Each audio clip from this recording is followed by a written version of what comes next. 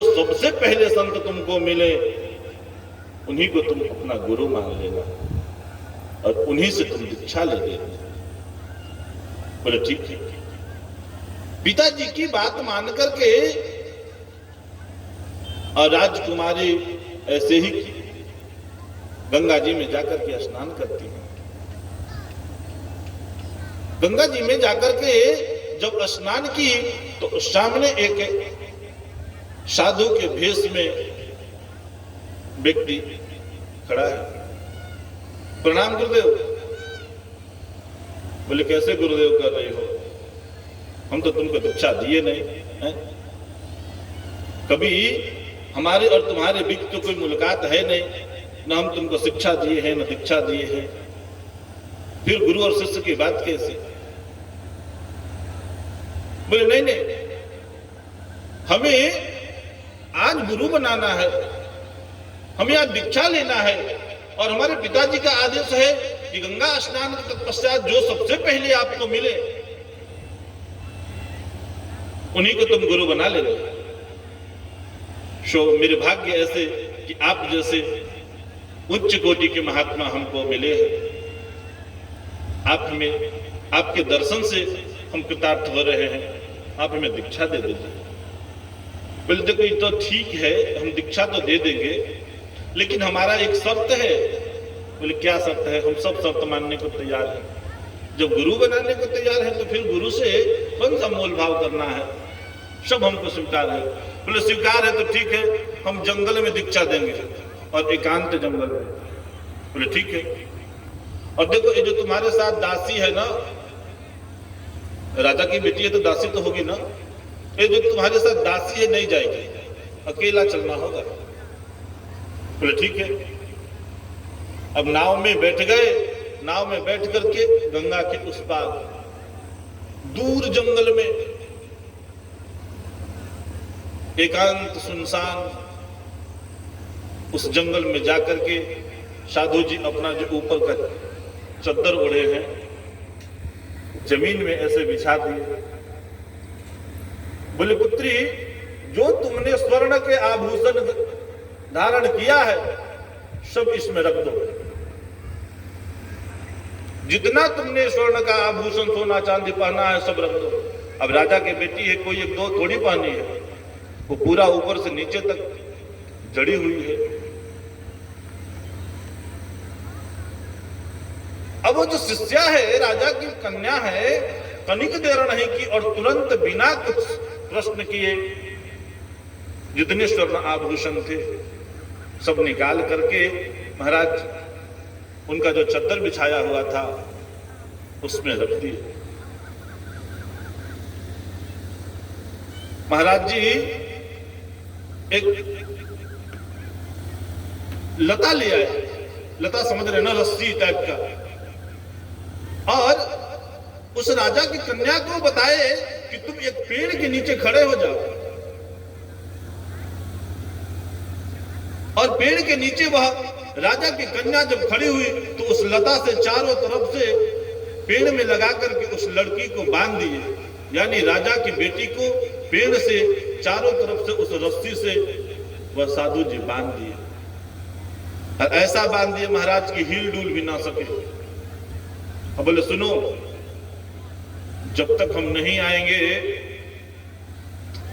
तब तक यह रस्सी नहीं खुलना चाहिए। बोले ठीक है महाराज। और साधु जी जो भी माल मटेरियल मिला, सोना चांदी, समझ रहे ना,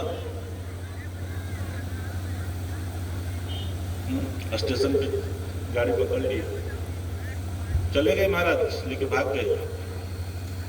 अभी तक राजा की कन्या शाम हो गई, अभी तक घर नहीं लौटी है। राजा अपने सिपाहियों को बोला, अरे भाई देखो कहां गई है, अभी तक शाम हो गया। सिपाही पता किया, उनकी जो साथ में दासी थी, पता चला कि कोई साधु महात्मा मिले थे, उनके साथ वह उस पार गंगा के पार दीक्षा लेने जंगल में, दूर जंगल में गए हैं। राजा के सिपाही उस पार दूर जंगल में गया, चारों तरफ ढूंढा, बहुत रात होने पे एक जगह एक पेड़ से बंधी हुई राजा की कन्या मिली। और जैसे ही राजा की कन्या को बंधा हुआ सिपाही देखा, दौड़ करके गया और जैसे ही खोलना चालू, खबरदार दूर हटो,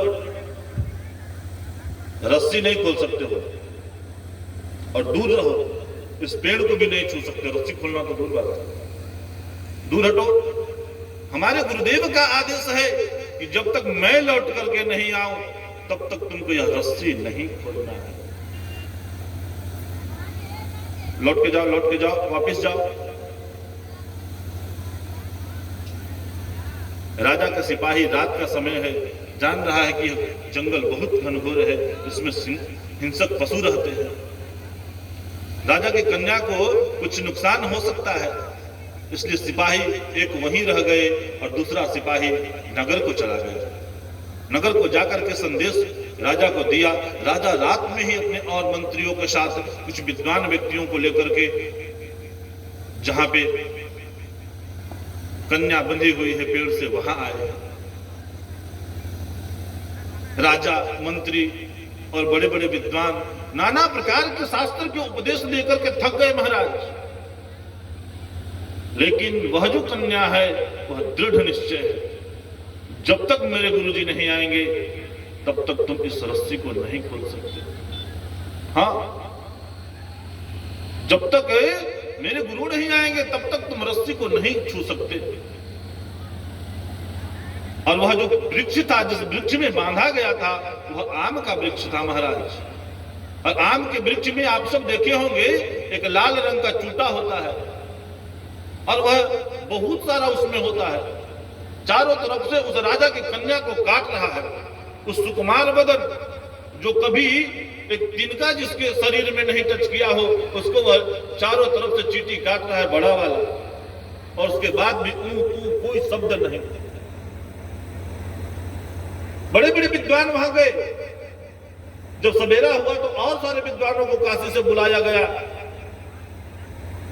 कि किसी प्रकार इनको मना करके, देखिए यह जो है बहुत बड़े विद्वान हैं, काशी के सबसे बड़े विद्वान हैं। बोले नहीं पिताजी, आपने तो कहा था कि सब समान है, यहां कोई बड़े और छोटे हैं ही नहीं, फिर आप कैसे कह रहे हैं कि यही सबसे बड़े विद्वान हैं?